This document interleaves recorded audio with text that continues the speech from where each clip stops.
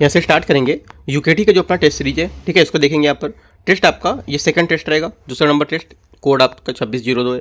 और ये आपका जो ज्योग्राफी का है, पहला भी ज्योग्राफी का था आपका, फिजिकल ज्योग्राफी का, ये आपका सेकंड रहेगा।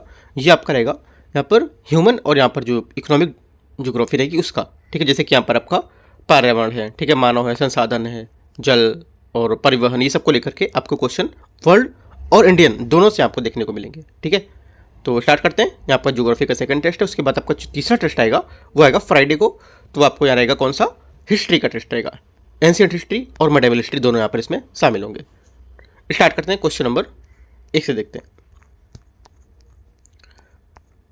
क्वेश्चन नंबर 1 यहाँ से पहला क्वेश्चन है, ये चतुर्थ क्रियाकलाप ये क्या है। देखो, आधुनिक उद्योगों के संबंध में चतुर्थ क्रियाकलाप शब्दावली को संदर्भित करती है किसको, राइट, ये किसको संदर्भित करती है आपको ये बताना है।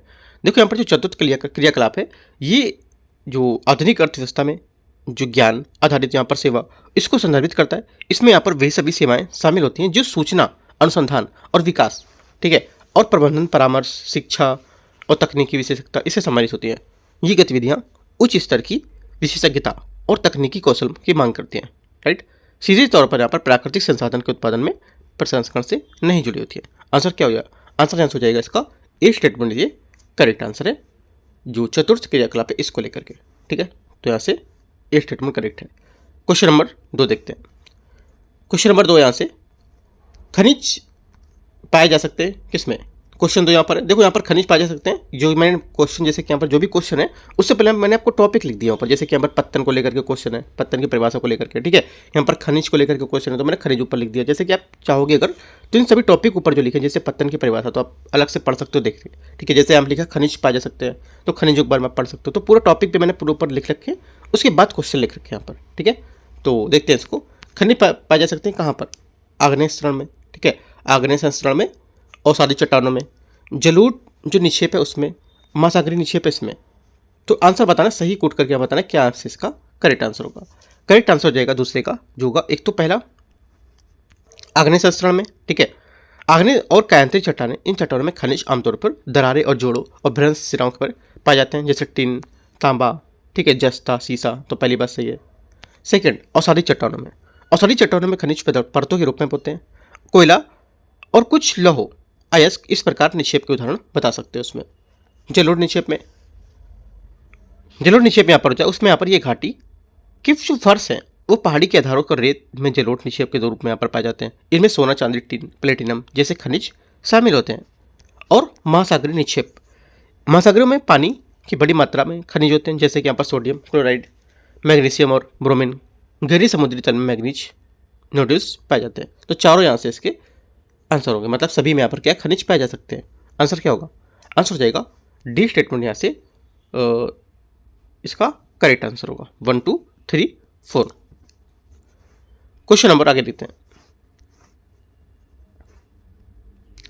क्वेश्चन नंबर 3 है, खनिज संसाधन का अन्वेषण। क्वेश्चन 3 है, इसको लेकर के भारत में कौन सी एजेंसियां खनिज संसाधनों के अन्वेषण से जुड़ी हुई हैं, ये पूछे आपसे कि कौन सी जुड़ी हैं।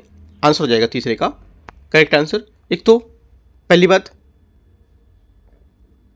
क्या होगा, देखो भारत में कई एजेंसियां व्यवस्थित सर्वेक्षण और जो पूर्वेक्षण है और खनिज संसाधन में अन्वेषण से लगी हुई हैं। इन प्रमुख एजेंसियों में शामिल है कौन कौन, एक तो भारतीय भूवैज्ञानिक यहाँ पर जो सर्वेक्षण है GSI, ये क्या दिया, देश के भूवैज्ञानिक मानचित्रण और यहाँ पर क्षेत्रीय जो खनिज है संसाधन उसके मूल्यांकन के लिए नोडल प्रमुख एजेंसी होती है।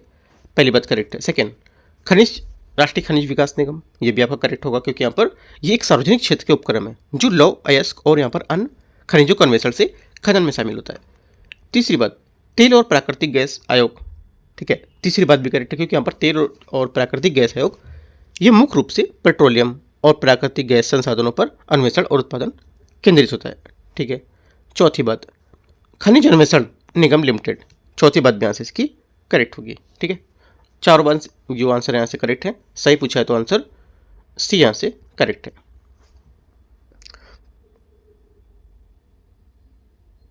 आगे देखते हैं क्वेश्चन नंबर चौथा। क्वेश्चन चौथा है, पतन की परिभाषा क्या होती है। जो पत्तन होता है उसकी परिभाषा क्या होती है। देखो, ऐसे पत्तन जो मूल रूप से मुख्य समुद्री मार्ग पर विराम केंद्र के रूप में विकसित होते हैं, जहाँ जहाज पुनः ईंधन भरने वाले और यहाँ पर जल भरने और सामग्री लेने के लिए लांगर डालते हैं, उसको बाद में यहाँ पर वाणिज्यिक पत्तनों में विकसित हो जाते हैं। उसे क्या कहते हैं? उसे कहते हैं, सोचना आपको क्या कहते हैं, चारों बातों में दे रखी है। देखो उसे कहते हैं यहाँ पर पोर्ट्स ऑफ कॉल। ठीक है, डी आंसर इसका करेक्ट आंसर होगा। पोर्ट्स ऑफ कॉल उसे कहते हैं जो विराम पत्तन वे बंदरगाह होते हैं जो मूल रूप से समुद्री बंदरगाह मार्ग मध्यवर्ती ठहराव बिंदु होते हैं उसके रूप में विकसित होते हैं, जहाँ जहाज ईंधन भरने, जल भरने या खाद्य सामग्री को नीले पर डालते हैं। ठीक है, याद रखना है। आपसे क्वेश्चन ऐसे पूछ सकता है, पोर्ट्स ऑफ कॉल किससे संबंधित है? ये हाल ही में न्यूज़ में था, किससे संबंधित है, ऐसे पूछेगा क्वेश्चन। तो आपको याद रखना है, चौथे का आंसर यहाँ से डी करेक्ट होगा। क्वेश्चन नंबर 5वां है, हैरिलेट सेटलमेंट के संबंध में विचार करना है। पहली बात देखते हैं इसको। पहले यहाँ से इसमें इकाई में कई बस्तियों का विलय सम्मिलित होता है। ठीक है, पहली बात क्या होगी? पहला स्टेटमेंट यहाँ से इसका गलत होगा, क्योंकि यहाँ पर देखो हैरिलेट सेटलमेंट होता क्या है? भारत में बस्तियों का एक प्रकार होता है जो कई छोटे छोटे अलग इकाइयों में बटा होता है, और ये इकाइयाँ अक्सर भौतिक रूप से अलग होती है लेकिन एक ही राजस्व गांव के नाम से जानी जाती है। राइट, ये तो होता है। आपने जान ली बात यहाँ से हैरिलेट सेटलमेंट की। ठीक है, अब इस स्टेटमेंट की बात करते हैं। ये स्टेटमेंट बोला इसमें इकाई की बस्तियों का विलय सम्मिलित होता है, तो ये गलत होगा, क्योंकि यहाँ पर हैरिलेट सेटलमेंट में कई बस्तियाँ का विलय नहीं होता, बल्कि एक बड़ी बस्ती की कई छोटी अलग अलग इकाई जैसे कि पन्ना, पारा, पाली, नंगला, ढाली, ये सब होती हैं, उसमें विभाजित इसको करते हैं, ना कि विलय करते हैं। गलत हो गया। ये गंगा के सकरे और निचले मैदान में पाए जाते हैं। सेकेंड बात भी गलत है, क्योंकि यहाँ पर ये बस्तियाँ मुख्य रूप से गंगा के निचले मैदान के बाहर जैसे मध्य भाग और हिमालय की निचली घाटियों में पाए जाते हैं, जहाँ लोग अक्सर अलग अलग कृषि योग्य भूमि के पास रहते हैं। दोनों बातें गलत हैं। आंसर 5वें का डी। छठा नंबर है, उपनगरीकरण को लेकर क्वेश्चन है। उपनगरीकरण की प्रक्रिया से संबंधित है किससे? जो उपनगरीकरण की प्रक्रिया है किससे संबंधित है इन चारों स्टेटमेंट में? देखो पहले उपनगरीकरण के बारे में थोड़ा सा जानते हैं। देखो उपनगरीकरण जो है उस प्रक्रिया को संदर्भित करता है जिसमें लोग बेहतर जीवन शैली और शांतिपूर्ण वातावरण को कम भीड़भाड़ वाले क्षेत्रों में तलाश में मुख्य शहरी क्षेत्रों के बाहर उपनगरीय क्षेत्रों में चले जाते हैं। ठीक है, तो यहाँ से क्या होगा? ए आंसर इसका, ए नहीं सी आंसर इसका करेक्ट आंसर होगा। ठीक है, जो जीवन स्तर की जो बेहतर गुणवत्ता है उसके लिए यहाँ पर लोगों को भीड़ भाड़ वाले शहरी क्षेत्रों से स्थानांतरण। Right, C answer correct answer है।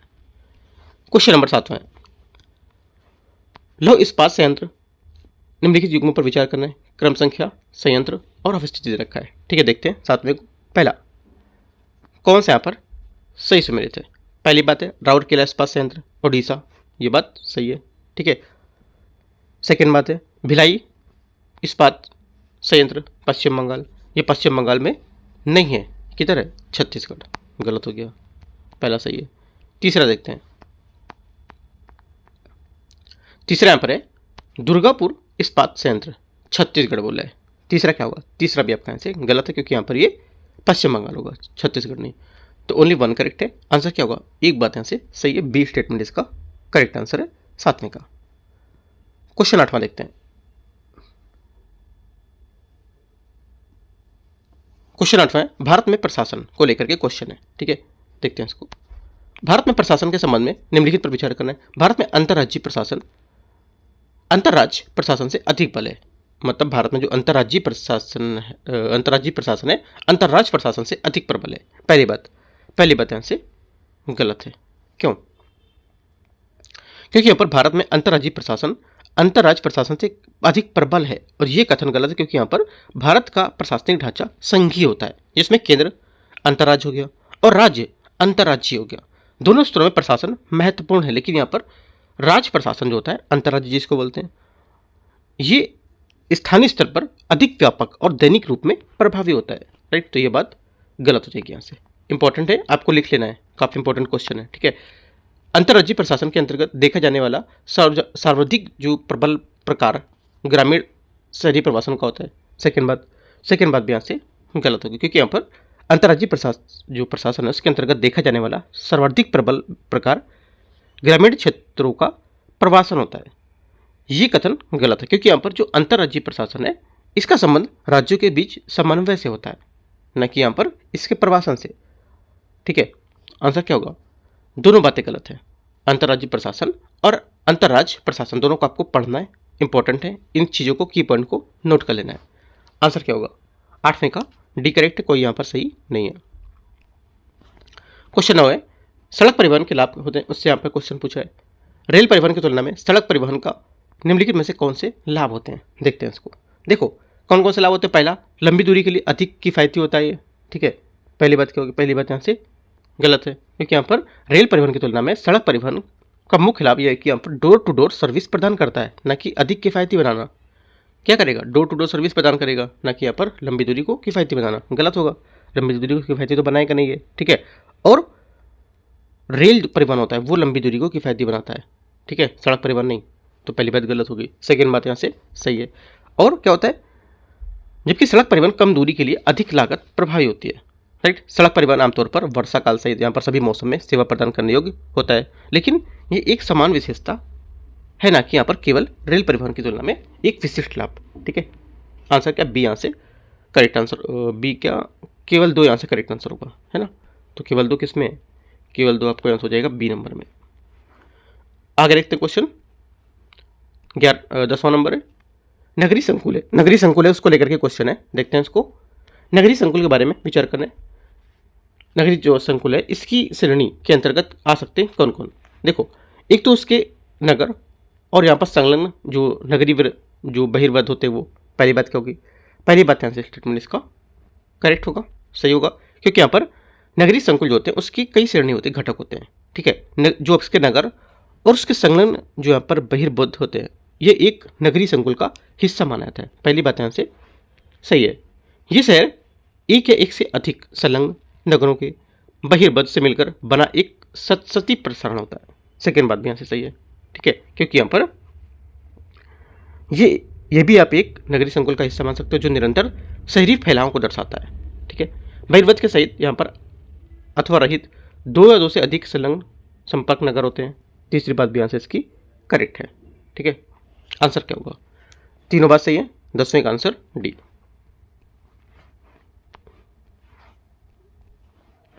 क्वेश्चन नंबर 11 है, भूतापी ऊर्जा को लेकर क्वेश्चन है। भूतापी ऊर्जा के संबंध में विचार करना है। ये पृथ्वी के आंतरिक भाग में संचित ऊष्मीय ऊर्जा है जो केवल गीजर और तप्त झरने के माध्यम से विमोचित होती है। पहली बात, 11वें का पहला स्टेटमेंट यहाँ से इसका क्या होगा? गलत है। क्यों? क्योंकि यहाँ पर भूतापी ऊर्जा पृथ्वी के आंतरिक भाग से संचित ऊष्मीय ऊर्जा है, लेकिन ये एक गीजर और तप्त झरने से माध्यम से विमोचित नहीं होती है। ये ज्वालामुखियों के फ्यूमोरल्स जो धुआंरे होते हैं उसके माध्यम से भी विमोचित हो सकती है। तो पहली बात गलत। सेकेंड बात देखते हैं 11वें की। 11वें का सेकंड स्टेटमेंट यहाँ से, अच्छा नीचे दे रखा था क्या? पहला स्टेटमेंट ये हो गया, सेकंड स्टेटमेंट, अच्छा सेकंड स्टेटमेंट यहाँ पे है, यही है। सेकंड स्टेटमेंट यहाँ पर है, इसका केवल खाना पकाने के प्रयोजन के लिए उपयोग किया जा सकता है और इसे विद्युत में परिवर्तित नहीं किया जा सकता है, ठीक है। क्या होगा? सोचना है आपको, ये बात काफ़ी इंपॉर्टेंट है और हम लोग ये बात हमेशा यूज करते हैं, है ना। उसको लेकर के क्वेश्चन है, क्योंकि यहाँ पर जो मानव भूगोल है उसको लेकर के कुछ क्वेश्चन यहाँ पर हैं, तो यहाँ से इसमें ये शामिल होगा। तो क्या होगा आपको बताना है।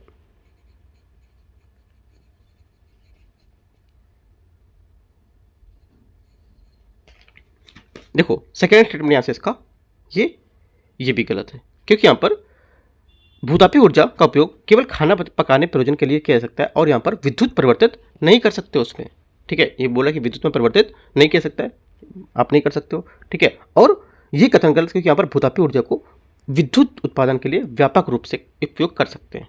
यहाँ पर बोला नहीं कर सकते हैं, लेकिन यहाँ पर इसको उपयोग कर सकते हैं, तो बात गलत होगी। आंसर क्या होगा? दोनों बातें गलत हैं, तो सही पूछा है तो डी यहाँ से करेक्ट होगा।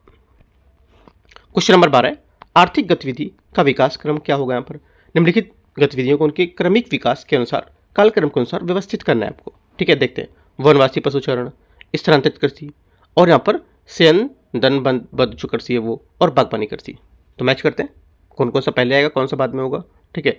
तो देखो यहाँ से जो पहला होगा इसका हो जाएगा वनवासी पशुचरण, यहाँ से इसका पहला होगा, ठीक है। ये सबसे प्रारंभिक अवस्था में से एक जहाँ लोग जानवरों पर निर्भर थे। सेकेंड बात स्थानांतरित कृषि, इसके बाद लोग थोड़ी थोड़ी जमीन साफ करके यहाँ पर खेती करना शुरू किया था और फिर दूसरी ओर जगह चले गए थे। शयनदन बंद कृषि, ये क्या होगी?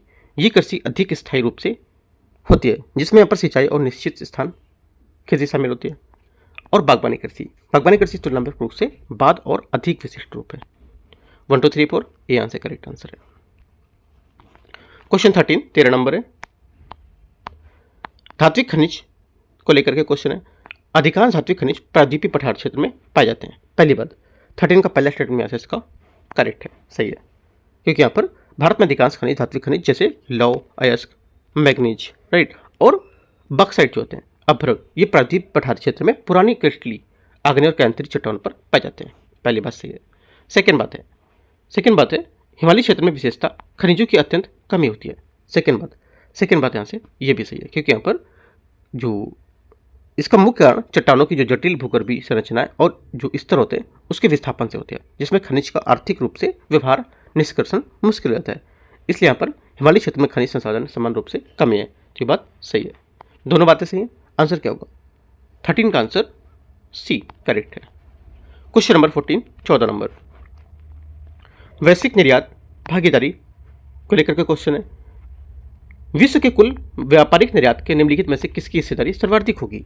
आंसर हो जाएगा 14 का करेक्ट आंसर यहाँ से विनिर्माण उत्पाद इसका करेक्ट आंसर होगा। ये विनिर्मित उत्पाद इसका आंसर होगा, क्योंकि यहाँ पर जो विनिर्मित उत्पाद होते हैं, ठीक है, उसकी हिस्सेदारी जो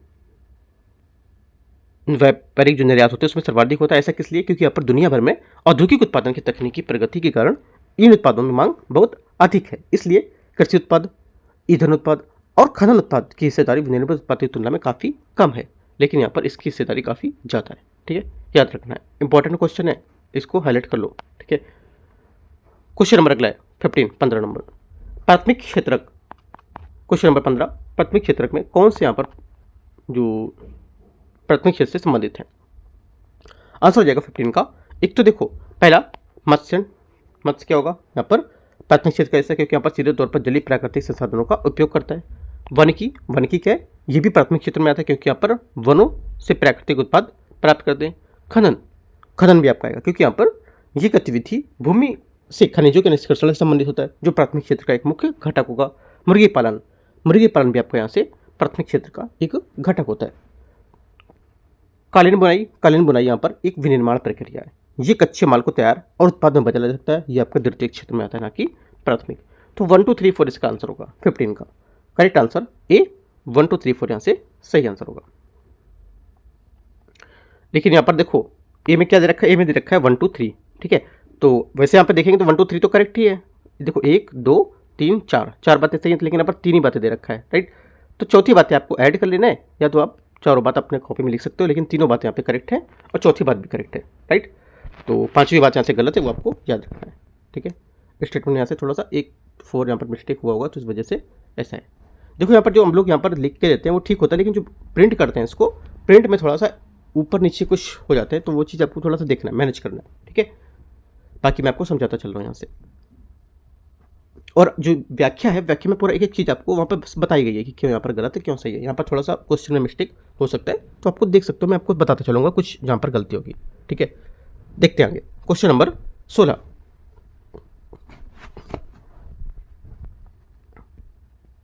क्वेश्चन नंबर 16 है, ग्रामीण बस्तियां को लेकर के क्वेश्चन है। इसमें बोला है भारत में गुच्छित ग्रामीण बस्तियों के संबंध में निम्नलिखित कथन पर विचार करना है। गुच्छित जो ग्रामीण बस्तियां हैं ये क्या है? देखो यहाँ पर इसके बारे में देखते हैं। पहली बात, पहला यहाँ पर संरक्षित निर्मित क्षेत्र और इनकी मध्यवर्ती गलियां कुछ जाने वाले जो प्रारूप हैं, पहचाने प्रारूप हैं, उनमें ज्यामितीय आकृति प्रस्तुत करती हैं। पहली बात, पहला स्टेटमेंट यहाँ से इसका क्या होगा? करेक्ट है, क्योंकि यहाँ पर गुच्छित ग्रामीण बस्तियां घर में एक दूसरे के करीब बनी होती हैं। ठीक है, और जिसमें एक संरक्षित निर्मित क्षेत्र और गलियों के जाने वाले पर ज्यामितीय रूप बनाती है। गुच्छे समझ सकते हो, जैसे गुच्छा होता है ना, जैसे अंगूर है उसका गुच्छा है, तो ऐसे करके पास पास होता है, तो वही इसी को मान सकते हो, इसी से कंपेयर करके बनाया गया। जैसे कि आप गुच्छित मतलब एक दूसरे से संरक्षित या पास पास करीब होना। ठीक है, पहली बात सही है। सेकेंड, रहन सहन का समान क्षेत्र चारों ओर फैले खेतों के चारागाहों से पृथक नहीं होता है। सेकेंड बात यहाँ से गलत होगी, क्योंकि यहाँ पर गुच्छित बस्तियों में आवासीय क्षेत्र, कृषि क्षेत्र, खेत चारागाह स्पष्ट रूप से एक दूसरे से अलग होते हैं, ना कि आपस में जुड़े होते हैं। ये बात गलत होगी। सेकेंड गलत। तीसरी बात, ये प्रायः उपजाऊ मैदान और उत्तर पूर्वी राज्यों में पाई जाती हैं। तीसरी बात यहाँ से सही है। आंसर 1 और 3 क्या होगा करेक्ट। तो 16वें का आंसर हो जाएगा बी, यहाँ से सही आंसर 1 और 3। क्वेश्चन 17 है अर्ध शुष्क क्षेत्रों में कृषि, उसको लेकर के क्वेश्चन है। अकाल के पश्चात पशुधन आधारित खेती विकास के लिए निम्नलिखित में से कौन से कारक अनुकूल होते हैं। आंसर हो जाएगा 17 का करेक्ट आंसर। एक तो वर्षा का समान वितरण और मृदुशील ऋतु, राइट। मृदुशील ऋतु पहली बात यहाँ से क्या होगी करेक्ट है, क्योंकि यहाँ पर वर्षा का समान वितरण, मृदुशील ऋतु, ये क्या है स्थिति चारागाहों के विकास और पशुपालन है उसके स्वास्थ्य के लिए आवश्यक होती है। और समान घास वर्षा, ठीक है, उसमें चारागाहों के लिए निरंतर वृद्धि सुनिश्चित करती है। जबकि यहाँ पर मृदुशील ऋतु जो होती है ये पशुओं को अत्यधिक ठंड से बचाती है। इंपॉर्टेंट पॉइंट है। सेकेंड पॉइंट, मूल श्रृंखलेदार घास की वृद्धि पौष्टिक अल्फा। सेकेंड बात क्या होगी, सेकेंड बात यहाँ से ये गलत होगी, क्योंकि यहाँ पर मूल श्रृंखलेदार जो घास की वृद्धि है ये पौष्टिक अल्फा घास में प्रतिस्थापन, ये कारक अनुकूलन नहीं होता है, क्योंकि यहाँ पर ये मूल श्रृंखलेदार घास अर्धशुष्क क्षेत्र में प्राकृतिक रूप से उगती है और वहाँ मिट्टी और जलवायु के लिए पर उपयुक्त होती है। सेकेंड बात गलत है। थर्ड, तीसरी बात है अल्फा घास प्रतिस्थापन। तीसरी बात यहाँ से सही होगी। अल्फा घास मतलब यहाँ पर जो सुनिश्चित परिवहन संरचना, इसमें ये सुनिश्चित परिवहन संरचना है और संरचना ये पशुधन आधारित खेती के लिए आवश्यक है, क्योंकि ये पशुओं के यहाँ पर जो उत्पाद है उसके बाजार तक पहुँचाने में मदद करता है और इससे यहाँ पर किसानों को अपने उत्पाद को उचित मूल्य मिलता है। ठीक है, तो ये बात सही होगी। 1 और 3 बात सही है। यहाँ से आंसर क्या होगा बी, यहाँ से करेक्ट आंसर है। क्वेश्चन नंबर 18 है, देखते हैं इसको। विश्व खाद्य आपूर्ति, इसको लेकर के क्वेश्चन है। निम्नलिखित में से किन विशेषताओं के कारण मुख्य खाद्य फसलें गेहूं, चावल और मक्का विश्व खाद्य आपूर्ति में प्रमुखता रखती है। क्या होगा, देखो प्रमुख खाद्य फसलें गेहूं, चावल, मक्का विश्व खाद्य आपूर्ति में प्रमुखता रखती, क्यों? क्योंकि यहाँ पर प्रति इकाई भूमि में उच्च पैदावार इनकी होती है। ठीक है, पहली बात तो यहाँ से सही है। और उच्च खाद्य मूल्य भी होता है इनका।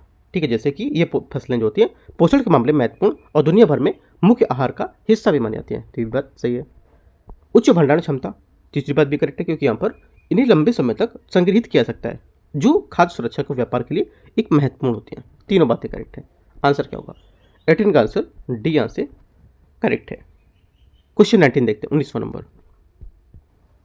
19 नंबर है जाति समूह को लेकर के क्वेश्चन है। नियार, परिचिद, किरात और आर्य निम्नलिखित में से किस समूह का संगठन या किस समूह का गठन करते हैं। आंसर हो जाएगा 19 का करेक्ट आंसर।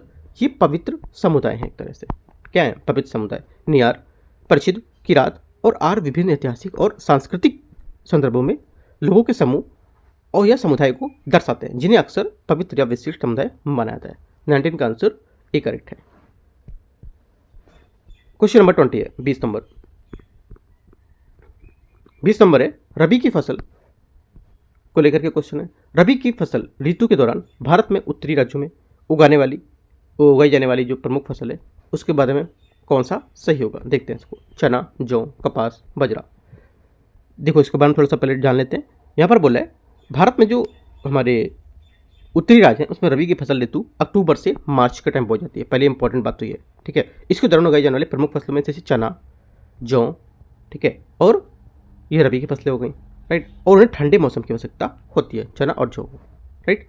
और कपास और बाजरा क्या होगा, ये कपास और बाजरा है। कपास और बाजरा में खरीफ की फसलें और इन्हें गर्म और नम मौसम में आवश्यकता होती है इनकी, जो आमतौर पर मानसून के मौसम में जून से अक्टूबर तक में बोई जाती है।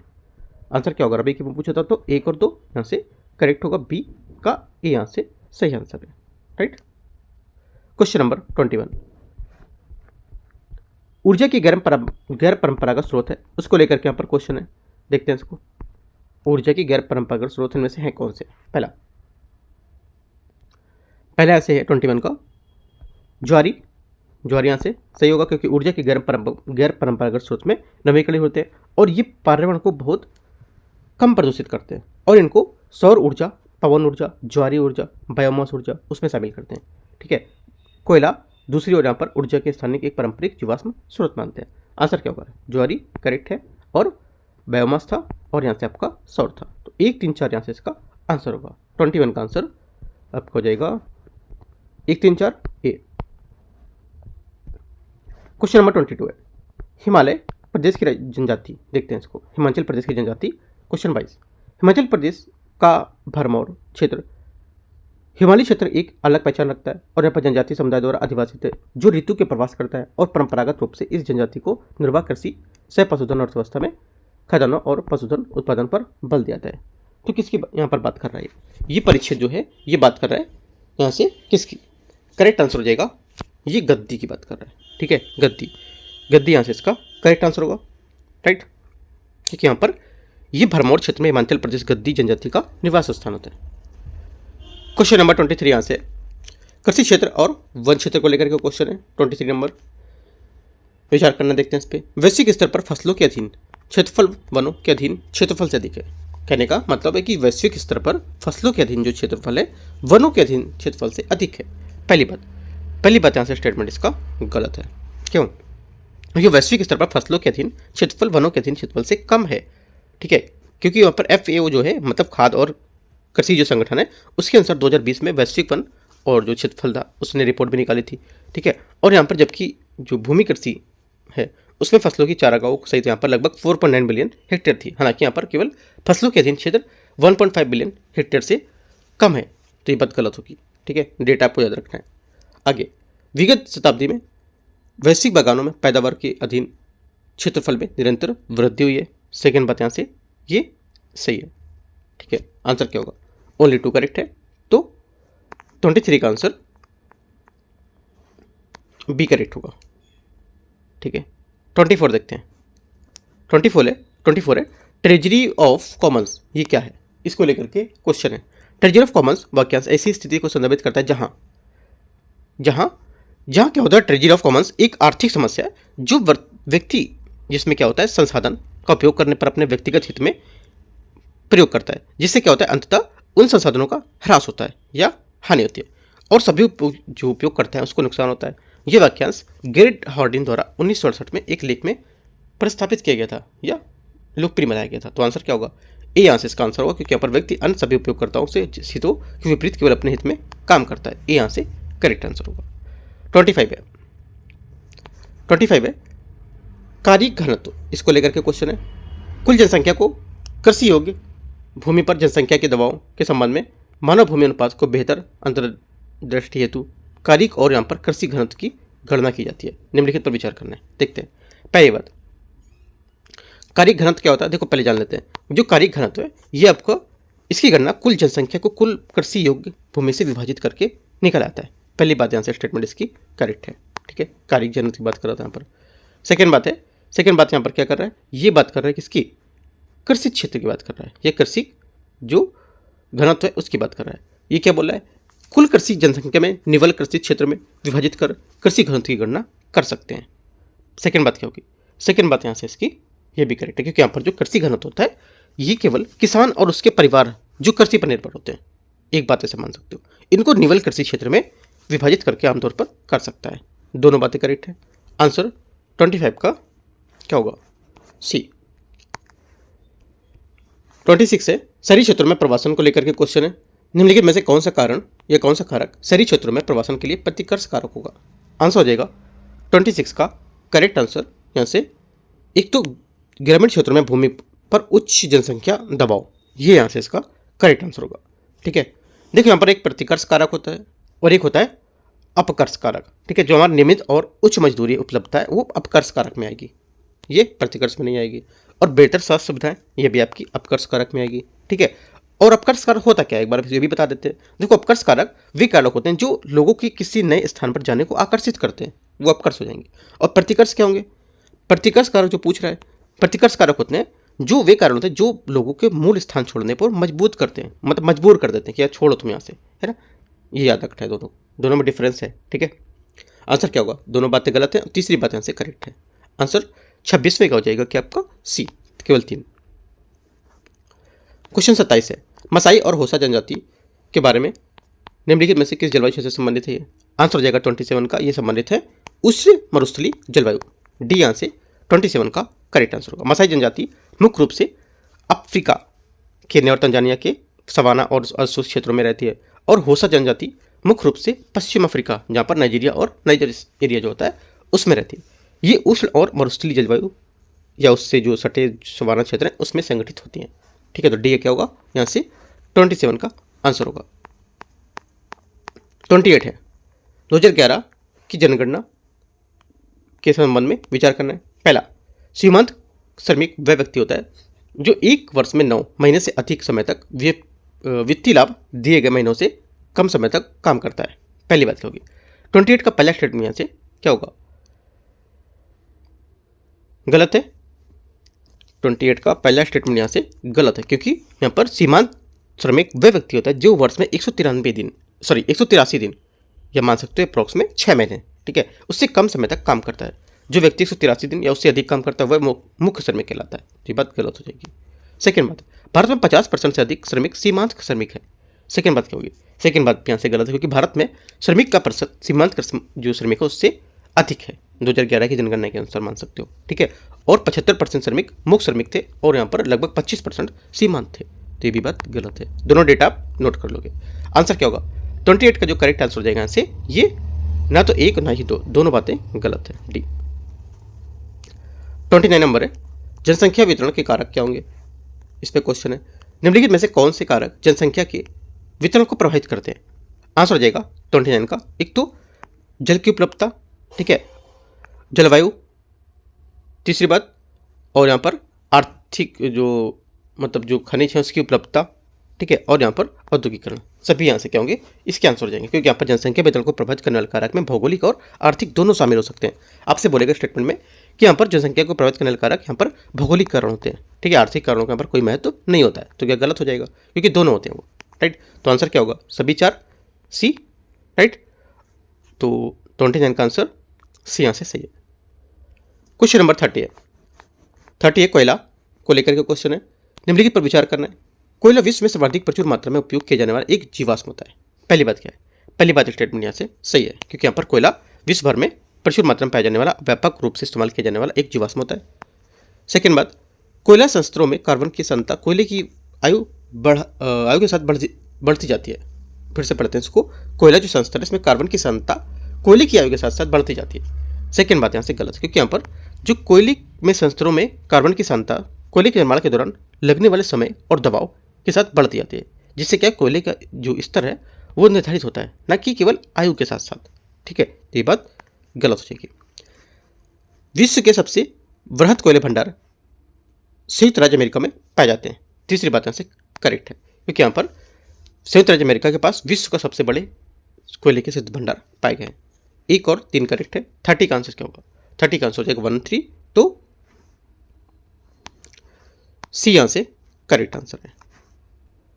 क्वेश्चन नंबर 31 कृषि फसल को लेकर के क्वेश्चन है।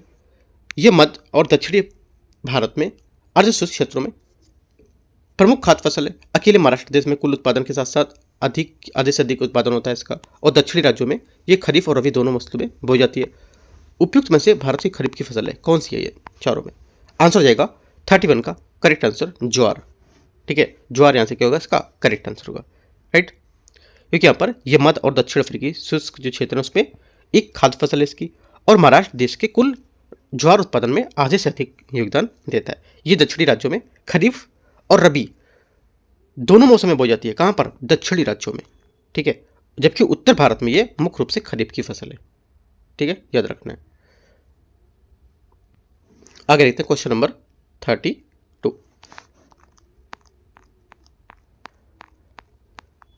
है। रेलवे जोन को लेकर के क्वेश्चन है, कौन सा सही सम्मिलित हो रहा है? क्रम संख्या, रेलवे जोन और मुख्यालय। उत्तर मध्य रेलवे लखनऊ, पहली बात यहां से गलत है। उत्तर मध्य रेलवे का मुख्यालय कहाँ है? प्रयागराज इलाहाबाद, ना कि लखनऊ।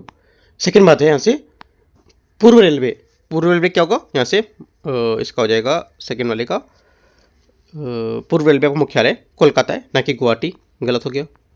दक्षिण रेलवे चेन्नई, दक्षिण रेलवे का मुख्यालय यहाँ पर चेन्नई में, ये बात यहाँ से इसकी करेक्ट है, ठीक है।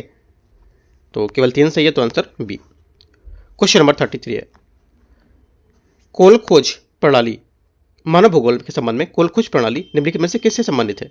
कोल खोज जो प्रणाली है ये मानव भूगोल के संदर्भ में, ये प्रणाली सोवियत संघ में विकसित एक प्रकार की सामूहिक कृषि होती थी।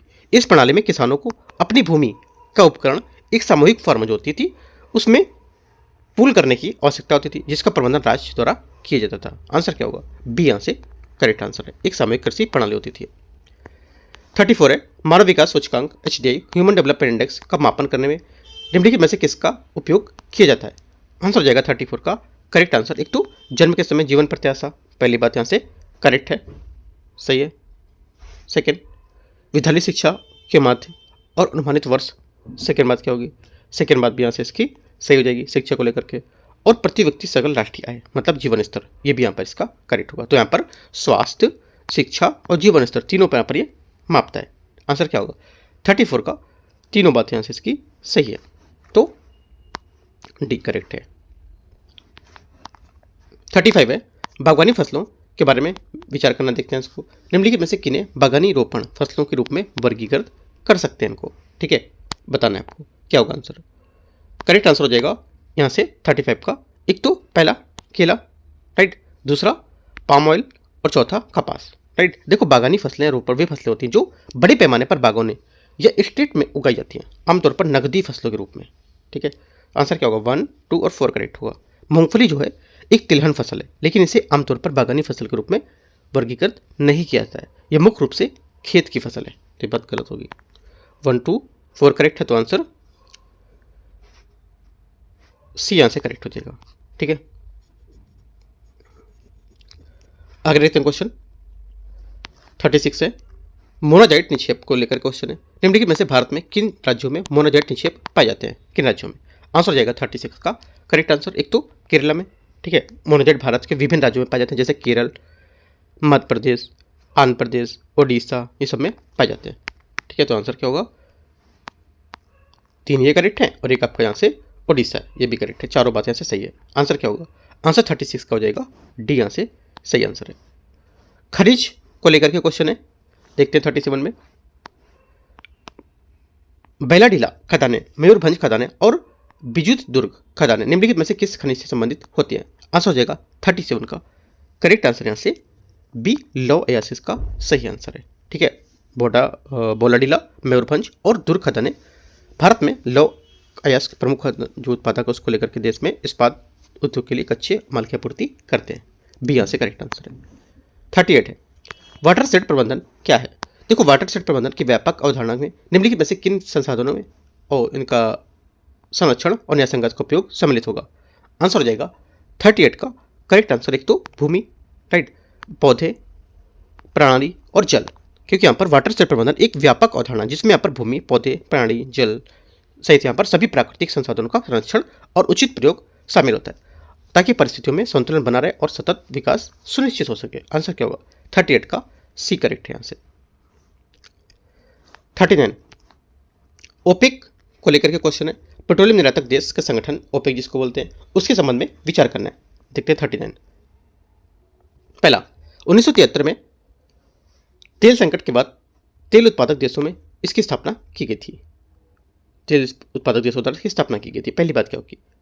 39 का पहला स्टेटमेंट यहाँ से गलत है, क्योंकि यहाँ पर पेट्रोलियम निर्यातक देशों में संगठन ओपेक की स्थापना 1960 में बगदाद सम्मेलन में हुई थी, ठीक है। और 1973 में तेल के संकट के बाद नहीं हुई थी, तो ये बात गलत हो जाएगी। कोई भी अफ्रीकी देश इसका सदस्य नहीं है।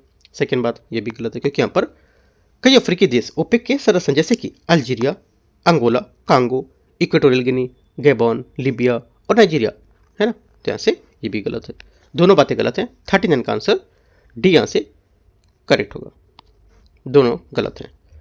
40 नंबर है, कॉफ़ी की कृषि के संबंध में विचार करना है। भारत में कॉफ़ी की कृषि के संबंध में कौन सा यहाँ पर सही होगा? पहला स्टेटमेंट, कुल उत्पादन का 2/3 से अधिक भाग कर्नाटक राज्य से आता है। ये बात सही है, क्योंकि भारत में कॉफ़ी का उत्पादन कर्नाटक के प्रमुख स्थान है, जहाँ पर कुल कॉफ़ी का उत्पादन का लगभग 70% हिस्सा होता है, ठीक है। ये बात सही है। भारत में मुख्यतः उत्तम किस्म की लिबेरिका कॉफ़ी का उत्पादन किया जाता है। ये बात गलत है, क्योंकि यहाँ पर भारत में अरेबिका और रोबस्टा कॉफ़ी का उत्पादन होता है, ना कि लिबेरिका। गलत हो गया। केरल में इसकी कृषि नहीं होती है। तीसरी बात, केरल भारत में कृषि का दूसरा सबसे बड़ा उत्पादक है। यहाँ पर यह कहना गलत होगा कि यहाँ पर खेती इसकी कृषि नहीं होती है, तो गलत हो जाएगा। आंसर क्या होगा? 40 का आंसर ए यहाँ से करेक्ट है। 41 देखते हैं, हरित क्रांति के संबंध में क्वेश्चन है। हरित क्रांति के संबंध में विचार करना है। इसूरी कृषि है ना, क्या लिखा है? इसूरी कृषि। हाँ देखते हैं, इसूरी कृषि जो है रासायनिक उर्वरकों में उपयोग करके कपास की उच्च उपज वाली किस्मों का प्रयोग सम्मिलित था। ठीक है, पहली बात करेक्ट है, क्योंकि यहाँ पर हरित क्रांति जो होती है मुख्य रूप से गेहूं, चावल और उच्च उपज वाली यहाँ पर किस्मों से संबंधित होती हैं, न कि कपास और रासायनिक उर्वरकों से उपयोग में। पहली बात गलत होगी। ठीक है, 41 की यहाँ पर हरित इसूरी कृषि होगा। ठीक है, कुछ मिस्टेक हुआ शायद से, देखते हैं आगे। और पहली बात तो गलत है। सेकंड बात, प्रारंभ में ये भारत में केवल शुष्क क्षेत्रों तक ही सीमित थी। सेकंड बात क्या है? सेकंड बात यहाँ से ये भी गलत है, क्योंकि यहाँ पर जो प्रारंभ में हरित क्रांति पंजाब, हरियाणा और पश्चिमी उत्तर प्रदेश में सिंचित क्षेत्रों तक ही सीमित थी, ना कि शुष्क क्षेत्रों तक। ये बात गलत है, दोनों बातें गलत है। आंसर यहाँ से क्या होगा? डी यहाँ से करेक्ट आंसर होगा। ठीक है, यहाँ पर इसूरी कृषि नहीं होगी, यहाँ पर हरित क्रांति होगी। हरित क्रांति यहाँ पर होना चाहिए इसका।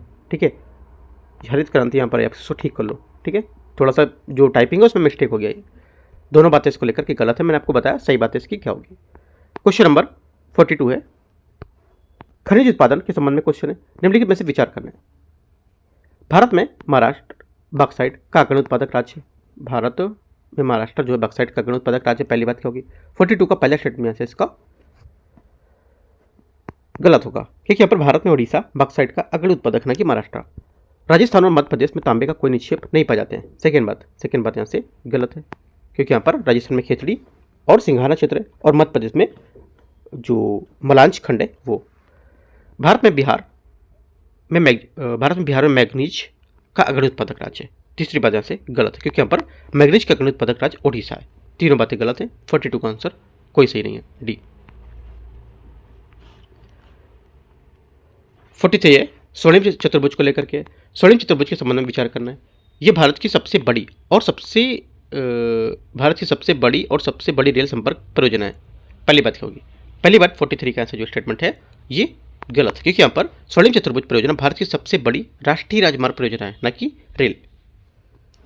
ये 4 महानगरों दिल्ली, मुंबई, कोलकाता और चेन्नई को आपस में जोड़ता है। सेकेंड बात यहाँ से करेक्ट है। आंसर क्या होगा? 43 का जो आंसर हो जाएगा 1 और 2 नहीं, केवल 2 करेक्ट है। पहले तो गलत हो गया था ना, क्योंकि यहाँ पर ये रेलवे नेटवर्क नहीं था। 44 है, आयु लिंग पिरामिड को लेकर के क्वेश्चन है, देखते हैं इसको। निम्नलिखित पर विचार करना है, क्रम संख्या और यहाँ पर लिंग आयु का जो पिरामिड प्रतिनिधि है वो। पहला बोल रहा है 44 में, सुंडाकार शीर्ष के स्थान पर संकीर्ण आधार जनसंख्या। ये क्या होता है? स्थिर जनसंख्या होती है। पहली बात ऐसे सही, क्योंकि यहाँ पर ये स्थिर जनसंख्या का प्रतिनिधित्व करता है, जहाँ जन्म दर और मृत्यु दर कम होती है और जनसंख्या लगभग समान रहती है। विस्तृत आधार पर त्रिभुजाकार पिरामिड, ये बोला विस्तारशील जनसंख्या होती है इसमें। ये भी बात यहाँ से सही होगी, क्योंकि यहाँ पर जो ये विस्तारशील जनसंख्या का प्रतिनिधित्व करता है, और जहाँ उच्च जन्म दर और बच्चे जो होते हैं उनका अनुपात अधिक हो जाता है। यहाँ पर दोनों बातें सही है। तीसरी बात, घंटकार पिरामिड, ये ह्रासमान जनसंख्या होती है। ह्रासमान नहीं, ह्रासमान मतलब हानि, है ना। तो देखो यहाँ पर जो है ये जनसंख्या जो ह्रासमान जनसंख्या का प्रतिनिधित्व करता है, जहाँ जन्म मृत्यु दर से कम होती है, जिससे यहाँ पर जनसंख्या में गिरावट आती है। तीनों बातें करेक्ट है। आंसर 44 का क्या होगा? 44 का हो जाएगा डी, यहाँ से करेक्ट है। सही पूछा तो सभी तीनों। 45 इंदिरा गांधी नहर परियोजना के बारे में विचार करना है, देखते हैं इसको। पहला है, 1958 में प्रारंभ में इंदिरा गांधी नहर परियोजना भारत में सबसे बड़ी नहर प्रणाली में से एक थी, और इस नहर का उद्गम स्थल है कौन सा? आंसर हो जाएगा 45 का करेक्ट आंसर हरिक के बैराग। ठीक है, 1958 में शुरू की गई इंदिरा गांधी परियोजना जो भारत की सबसे बड़ी नहर प्रणाली में से एक है, और इसका उद्गम स्थल पंजाब के सतलुज और ब्यास नदियों के संगम पर स्थित है, हरिक के बैराज है। और फरक्का बैराज पश्चिम बंगाल गंगा नदी पर स्थित है, और यहाँ पर पोंग बांध हिमाचल प्रदेश व्यास नदी पर है। तो तीनों बातें आपको याद रखना है कि यहाँ पर सी स्टेटमेंट ये सही होगा। 45 का सी। 46 देखते हैं। 46 है, विश्व व्यापार संगठन है, उसको लेकर के क्वेश्चन है, देखते हैं यहाँ से। विश्व व्यापार संगठन के संबंध में विचार करना है। पहला, इसे प्रशुल्क एवं व्यापार संबंधी समान समझौता को प्रतिस्थापित करके पश्चात स्थापित किया गया था। पहली बात, 46 का आंसर जो पहला स्टेटमेंट होगा ये क्या होगा? करेक्ट है, पहली बात यहाँ से सही है। ठीक है, क्योंकि यहाँ पर विश्व व्यापार संगठन WTO को 1995 में प्रशुल्क और व्यापार संबंधी समझौता जो था GATT, इसको प्रतिस्थापित करके स्थापित किया गया था। पहली बात सही। सेकंड, ये एक तटस्थ निकाय है। सेकंड बात यहाँ से गलत, क्योंकि यहाँ पर WTO एक अंतर्राष्ट्रीय संगठन है, इसका तटस्थ निकाय नहीं है। इसके निर्णय सदस्य देशों द्वारा उनके निर्णय लिए जाते हैं और ये व्यापार विवादों का समाधान करते हैं। सेकंड गलत हो गया। थर्ड, इसका मुख्यालय जेनेवा में स्थित है। तीसरी बात भी गलत है, क्योंकि यहाँ पर